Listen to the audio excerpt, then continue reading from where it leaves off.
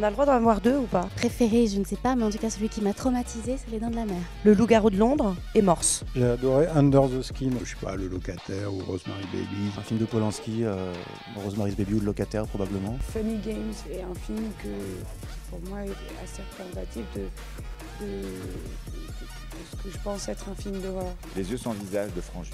Les yeux sans visage de Franju. Ou La colline un des yeux, je sais pas pourquoi je pense ça. Tu peux me parler des yeux. Le premier, hein.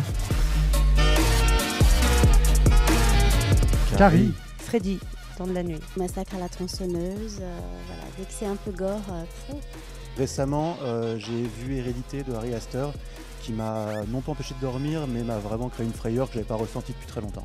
Et je me suis dit, tiens, il y a tout le monde qui parle d'un film qui s'appelle Bird Box. Et je me suis dit, bon, je vais regarder ça. Et puis il se trouve que j'étais chez moi tout seul. J'ai regardé ça et en fait, j'ai flippé, mais grave. Et j'ai dormi avec la lumière allumée, puis j'entendais des bruits. J'avais 5 ans, je suis rentré dans le salon, mes parents regardaient Le Bal des Vampires, qui n'est pas le film le plus terrifiant de l'histoire, je le concède. Mais ça m'a terrifié, je suis arrivé à quatre pattes et un vampire mangeait un renard. Ça m'a terrorisé pendant plusieurs années. Les Dents de la Mer, elle est quand même très typée, très marquée. Psychose. Shining, non, je sais pas. Toutes les musiques que Carpenter a écrites pour ses propres films. Pour moi, une des meilleures bandes-son qui étaient faites ces dernières années est celle de Under the Skin. J'ai regardé Suspiria il y a pas longtemps. La musique est quand même assez géniale. La composition sur le Dracula de Coppola, qui est très jolie.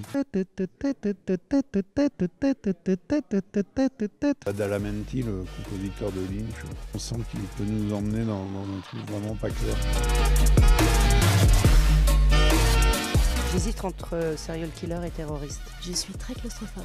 Au cinéma, par exemple, j'ai peur des couteaux. Aller chez le médecin, recevoir sa feuille d'impôt. La peur du chômage, par exemple, moi, ça me fait très peur. Alors ma plus grande peur dans la vie et du coup qui m'a provoqué vraiment un état de terreur absolue au cinéma, c'est d'être enterré vivant. Et dans Kill Bill, je suis tombé dans les pommes.